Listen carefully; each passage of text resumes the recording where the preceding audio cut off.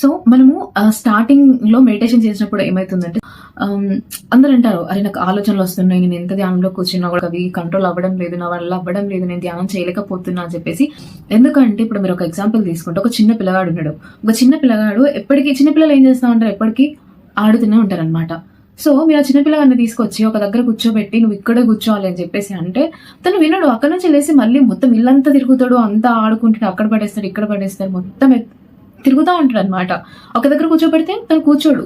So same అలాగే మన మైండ్కి ఏంటంటే, మన మనసుకి ఏంటంటే, మనం చిన్నప్పటి నుంచి ఆలోచించడం అనే పనిని అలవాటు చేసినాము. సడన్ గా ఒక దగ్గర నువ్వు తీసుకొచ్చి కూర్చోబెట్టి ఇప్పుడు కూర్చోవాలి, శ్వాసను గమనించాలి అని అంటే మనసుకి అలవాటు లేదు. అసలు శ్వాసను గమనించడం అనే అలవాటు అసలు లేదు. మీరు మళ్ళీ తీసుకెళ్లి దాన్ని ఇక్కడ కూర్చోబెడితే అది కూర్చోదు. మళ్ళీ ఏం చేస్తుంది, మీరు శ్వాసను గమనించుదామని వెళ్ళేసరికి మళ్ళీ అక్కడ మైండ్ వస్తూ ఉంటుంది. ఎందుకంటే మైండ్ పని ఏంటి, ఆలోచించడం. అరే నా పని నేను ఆలోచించాలి అని చెప్పేసి మళ్ళీ ఇక్కడ నుంచి మనసు వస్తుంది అనమాట. మళ్ళీ సడన్ గా మనకు గుర్తొచ్చి మళ్ళీ మనం శ్వాసను పెట్టడానికి ట్రై చేస్తాము, గమనించడానికి ట్రై చేస్తాము, మళ్ళీ మనసు వచ్చేస్తూ ఉంటుంది అనమాట. ఇలా ఇలా చేస్తూ చేస్తూ సాధనని మనకు పెంచుకుంటూ పెంచుకుంటూ పెంచుకుంటూ వెళ్తే ఒకానొక రోజు మనము ఆ యొక్క ధ్యాన స్థితిలోకి వెళ్తాము.